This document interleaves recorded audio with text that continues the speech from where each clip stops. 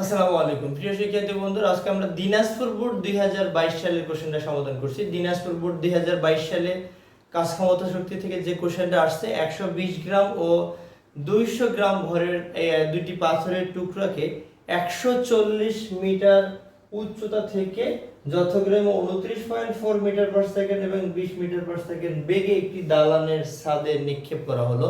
প্রথম কোশ্চেন, প্রথম পাথরটির বেগ কত হবে? এই কোশ্চেনটা এখন আমি একটু যদি চিন্তা করি, যদি এটাকে আমরা নিচ থেকে নিক্ষেপ করি, নিক্ষিপ্ত বস্তুর ক্ষেত্রে যদি করি, তাহলে এটার এই প্রথম বস্তুটার আদি বেগ, প্রথম পাথরটির বেগ কত হবে? এটা ভি স্কয়ার ইকুয়াল হয় ইউ স্কয়ার মাইনাস 2gh। এটা যদি নিক্ষিপ্ত বস্তু হয় তাহলে ভি ইকুয়াল টু হবে বর্গমূল ইউ স্কয়ার মাইনাস 2gh। তাহলে এই 29 এর বর্গ যে রেজাল্ট পাবো তার তুলনায় 2 ইনটু 9.2 ইনটু জি 9.8 ইনটু হাইট 140, এটার মান আমরা অনেক বড় পাবো। তাহলে এটা একটা জটিল সংখ্যা চলে আসবে।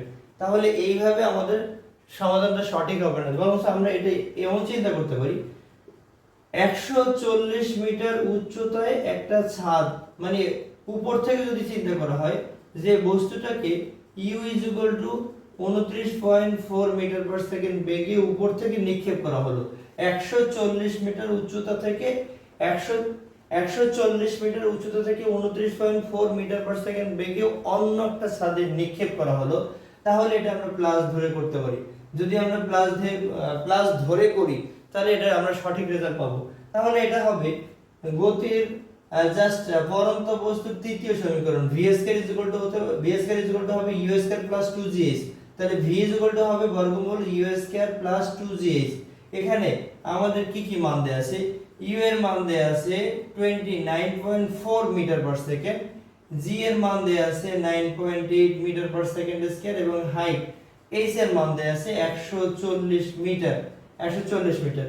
তাহলে এখান থেকে এটা যদি আমরা হিসাব করি 29.4 এর whole square plus 2 into 9.8 into height হলো 140 মিটার। তাহলে এখান থেকে আমরা বস্তুটি অর্থাৎ প্রথম পাথরের টুকরাটি দালানের ছাদে কত বেগে যাবে বা কত বেগে আঘাত, প্রথম পাথর টুকরাটি কত বেগ প্রাপ্ত হবে আঘাতের সময়, সেটা আমরা বের করতে পারতেছি। 29.4 হোল স্কয়ার প্লাস হলো 2 ইনটু 9.8 ইনটু হলো 140 মিটার। তাহলে এখান থেকে এটা আসে 60.069 মিটার পার সেকেন্ড। তাহলে আমরা এটা বলতে পারি যে প্রথম পাথরটি বা প্রথম পাথরের টুকরোটিকে যদি উপর থেকে বা 140 মিটার উপর থেকে নিক্ষেপ করা হয় তাহলে এটা দালানের ছাদে 60.069 মিটার পার সেকেন্ড বেগ প্রাপ্ত হবে। অর্থাৎ নিক্ষেপের সময় জাস্ট যখন আঘাত করবে, আঘাতের সময় তার বেগ হবে 60.069 মিটার পার সেকেন্ড। কোন বস্তুটি দ্বারা দালানটি বেশি ক্ষতিগ্রস্ত হবে আমরা একটু দেখি। আমরা জানি যার গতিশক্তি বেশি সেটা দিয়ে বেশি ক্ষতিগ্রস্ত করা যাবে, যেটা অনেক বেশি গতিশীল হবে।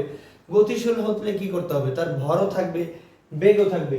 তাহলে আমরা দুইটা বস্তুরই আমরা গতিশক্তি বের করতে পারি। যে প্রথম T1 অর্থাৎ 120 গ্রাম ভরের বস্তুর গতিশক্তি বের করব এবং 200 গ্রাম ভরের বস্তুটারও গতিশক্তি বের করব। তো দেখি m1 ইকুয়াল হলো 120 গ্রাম, যেটাকে কেজিতে নিলে 0.12 কেজি। হাইট তো দেয়াই আছে, হাইট আমাদের লাগবে না, এখানে লাগবে শুধু বেগ। তার মানে u এখানে লাগবে 29.4 মিটার পার সেকেন্ড। তাহলে t1 হলো হাফ m1 u1 স্কয়ার, এটা আমরা বলতে পারি, বা এটাকেই আমরা শেষ বেগ ধরেও করতে পারি। এটা হাফ m1 হলো 0.12 u1 29.4 হোল স্কয়ার। তাহলে এটা কত আসে? হাফকে এটাকে আমরা ভাগ করে লিখতে পারি 0.5 ইনটু 1.2 আর এটা হলো 29.4 এর হোল স্কয়ার।